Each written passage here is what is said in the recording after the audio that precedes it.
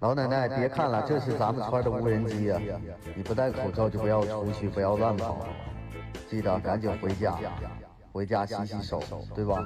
注意一下卫生，对吧？咱们村这么多人都说你都说不做，非得派无人机过来飞你，对吧？回家赶紧休息去。大爷，这是非常时期，你不戴口罩又往外跑，对吧？那雪过几个月也能化了，对不对？在家里边待着不舒服吗？别笑了，赶紧骑你的三轮车回家，对吧？没事别往出跑，你看口罩也不戴，你还看啥？赶紧走。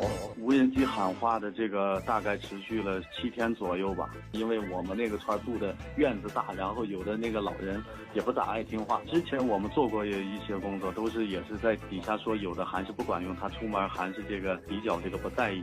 然后我们就利用这个无人机对他隔空喊话，非常新鲜的一个宣传方法吧，可能也会吓一跳吧。然后他们会感受到，哇塞，现在的科技都这么发达了，还是赶紧回去吧，对吧？回去告诉你的父母，出门必须戴口罩，而这个设备都是自己带回去的，也是辅助我们村，辅助我们村长。